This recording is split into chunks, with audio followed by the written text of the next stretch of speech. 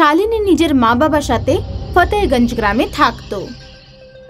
একদিন শালিনীর বাবা ডিউটি থেকে ফিরে বললেন, ময়নাপুর গ্রামে আমার ট্রান্সফার হয়ে গেছে। বাবা, আমি লোকের মুখে শুনেছি ময়নাপুর গ্রামে ডাইনি থাকে, আরো মানুষের চোখ তুলে নিয়ে যায়। এসব গুজব মারে, আর মাত্র 6 মাসেরই তো ব্যাপার, তারপর আমরা আবার এখানে ফিরে চলে আসব। শালিনীর পরিবার নয়নাপুর গ্রামে একটা ভাড়ার বাড়িতে থাকতে শুরু করলো। শালিনীর বিয়ে পাকা হয়ে গেছিল। ও প্রায়ই গভীর রাত পর্যন্ত ব্যালকনিতে নিজের হবু স্বামীর সাথে কথা বলতো। একদিন পাশের বাড়ির এক মহিলা শালিনীদের বাড়ি আসেন। আমি দেখেছি যে আপনার মেয়ে রাত 2টো পর্যন্ত ব্যালকনিতে দাঁড়িয়ে কথা বলতে থাকে। ওকে বলবেন 11টার পরে যেন ঘর থেকে বাইরে না বেরোয়।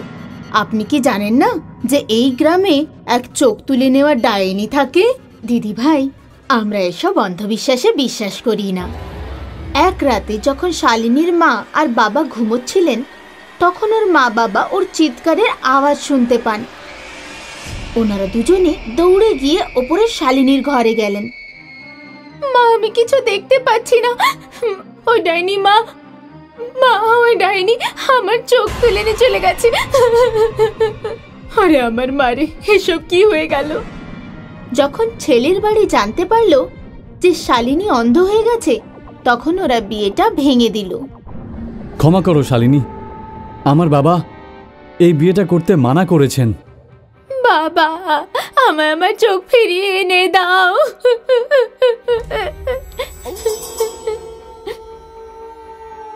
শালিনীর মা আর বাবা পাশের বাড়ির মহিলার কাছে গেল।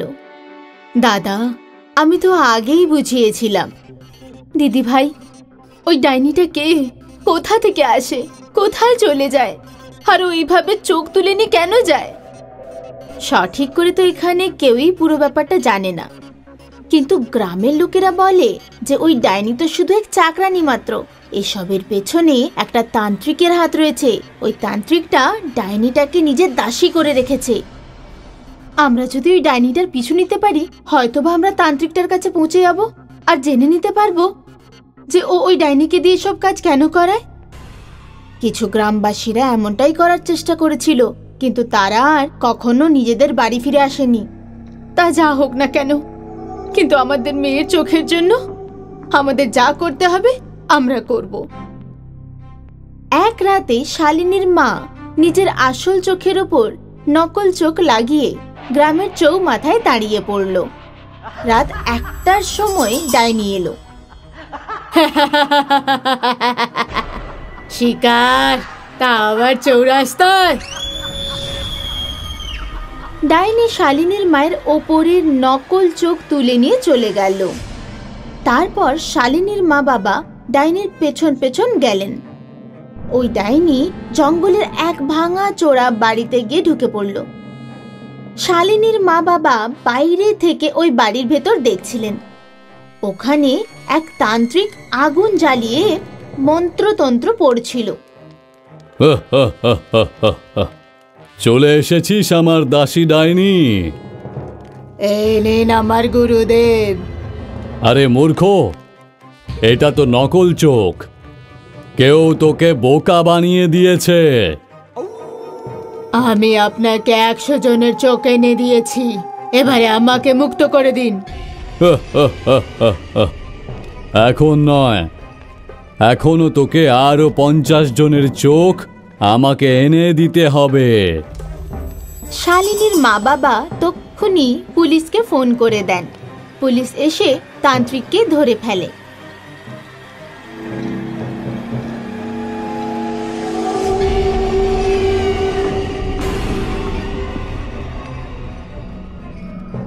এদের সকলকে মেরে ফেল ডাইনি। না, এতদিন আমি তোর কথাই শুনে এসেছি। অনেক মানুষকে মেরেছি, কিন্তু আর আমি তোর কথা শুনবো না। পুলিশ এসে তান্ত্রিকের মাথায় রিভলভার ঠেকিয়ে জিজ্ঞাসা করে, কেন করিস এসব? আমি এই সব চোখ অঙ্গ ক্রেতাদের বিক্রি করে দিই। এক জোড়া চোখ লক্ষ লক্ষ টাকায় বিক্রি হয়। তুই ডাইনিকে বলে যত মানুষের চোখ তুলিয়েছিস, ও কি বলে সেই সব মানুষের চোখ ভালো করিয়ে দে, না হলে তোকে এখানেই গুলি করে মেরে ফেলবো। না না, এমনটা করো না। তান্ত্রিক সমস্ত মানুষেরই চোখ আবার ভালো করে দিল। পুলিশরা তান্ত্রিককে ধরে নিয়ে চলে গেল। শালিনী নিজের চোখ ফিরে পেয়ে খুব খুশি হয়ে গেল। দীপক আজ নিজের মামার বাড়ি যাওয়ার প্রস্তুতি নিচ্ছিল। কিছুদিন পর তার মামার মেয়ের বিয়ে ছিল। মামার গ্রাম অনেক দূরে ছিল। ট্রেন একদিন বাদে রাত 1টার সময় গ্রামে পৌঁছল। দীপক টাঙা নিল আর গ্রামের দিকে রওনা দিল। সারা গ্রামে ভীষণ নিস্তব্ধতা ছিল। দীপক দেখল যে গ্রামের লোকেদের জুতো আর চটিতে তুলো লেগে রয়েছে। তারা চললে একটুও আওয়াজ হচ্ছিল না, আর সব লোক নিজের মুখের ওপর আঙুল রেখে দিয়েছিল। দীপক টাঙাওয়ালাকে কিছু বলতে চাইল, কিন্তু টাঙাওয়ালা মুখে আঙুল দিয়ে দীপককে কিছুই বলতে না করল। কিছুক্ষণ পর টাঙা যখন দীপকের মামার বাড়িতে পৌঁছে গেল, তখন টাঙাওয়ালা তাকে ভাড়া চাইল না। সে একটা বোর্ড দেখালো যাতে 20 টাকা লেখা ছিল। টাঙাওয়ালা টাকা নিল আর চলে গেল। দীপকের মামাও মুখে আঙুল দিয়ে এলো আর দীপককে বাড়ির ভেতরে নিয়ে গেল। মামা, এটা কি ধরনের গ্রাম? এখানে কেউ কিছুই বলছে না। মুখে আঙুল আর জুতো চটির নিচে তুলো, এই সব কিছুর মানেটাই বাকি। আজ তুমি খুব ক্লান্ত আছো, খাবার খেয়ে শুয়ে পড়ো। কাল সকালে আমি তোমার সব কিছু বলবো। পরের দিন দীপকের মামা দীপককে বলল, রাত্রিবেলা চিৎকার করা এই গ্রামে একেবারে বারণ, কারণ এখানে একটা ভূতনি আসে, যে কেউ চিৎকার করলে তার কান কেটে নিয়ে যায়।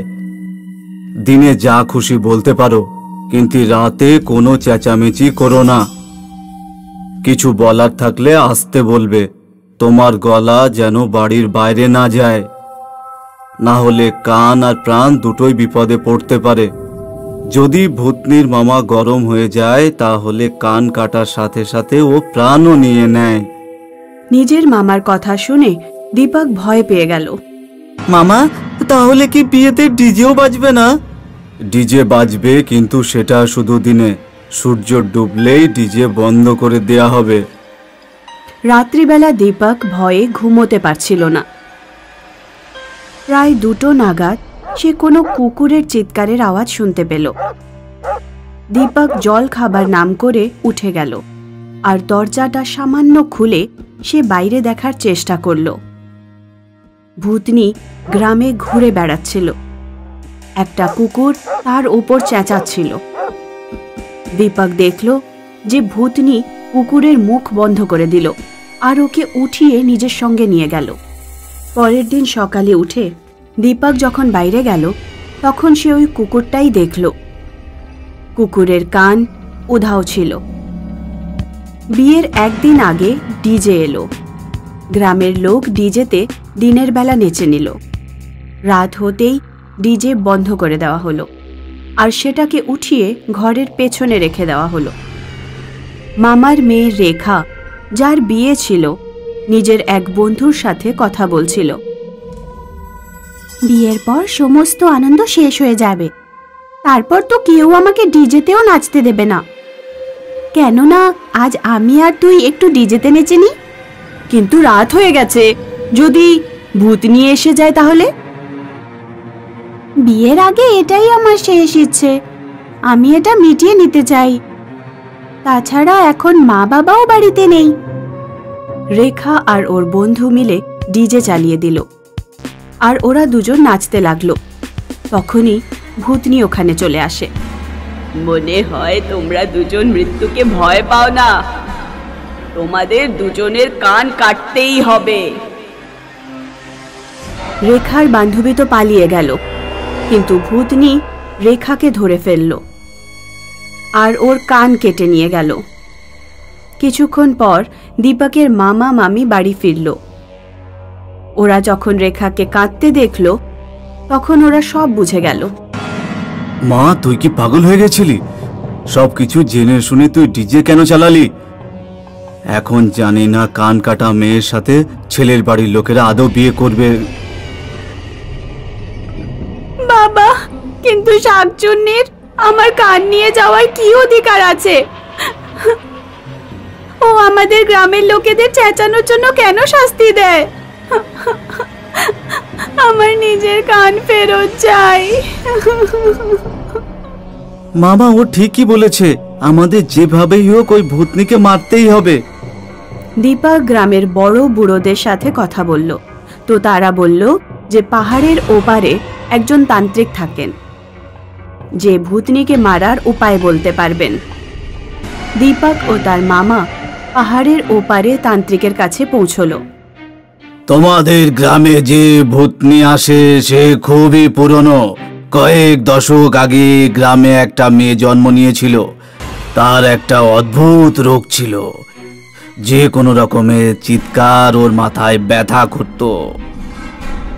একবার ওই মেয়েটার প্রতিবেশীদের ঘরে বিয়ে হলো, আর খুব ঢাকঢোল বাজছিল, আর মেয়েটার মাথা যন্ত্রণায় ফেটে যাচ্ছিল। সে বিয়ে বাড়িতে গিয়ে মিনতি করলো যাতে বেশি চিৎকার না করা হয়, কিন্তু ওর কথা কে শুনতো? যখন মেয়েটার যন্ত্রণা সহ্য করতে পারল না, তখন সে আত্মহত্যা করে নিল। তারই আত্মা তোমাদের গ্রামে ঘুরে বেড়ায়, আর যারা চিৎকার করে কান কেটে তাদের শাস্তি দেয়। যদি তোমার ওকে মারতে হয় তাহলে গ্রামে অনেক ঢাক ঢোল বাজিয়ে খুব চেঁচামেচির বন্দোবস্ত করতে হবে। দীপকের মামা গ্রামে গিয়ে সমস্ত কথা গ্রামের প্রধানকে বলল। একদিন রাত্রে ভূতনিকে মারার ব্যবস্থা করা হলো। বড় বড় ঢাক ঢোল এনে সব বাড়ির সামনে রেখে দেওয়া হলো। রাতে যখন ভূতনি এলো, তখন গ্রামের লোকেরা ঢোল বাজানো শুরু করে দিল। সব দিক থেকে এত আওয়াজ শুনে ভূতনি বাজেভাবে চেঁচাতে লাগলো আর পাগলের মতো হয়ে গেল। গ্রামের লোকেরা আওয়াজ করা জারি রাখলো। কিছুক্ষণ পর ভূতনির শরীর থেকে আগুন বেরোতে লাগলো, আর ও জ্বলে পুড়ে ছাই হয়ে গেল। ভূতনির মরতেই যাদের কান কেটেছিল তাদের কান ফেরত এসে গেল।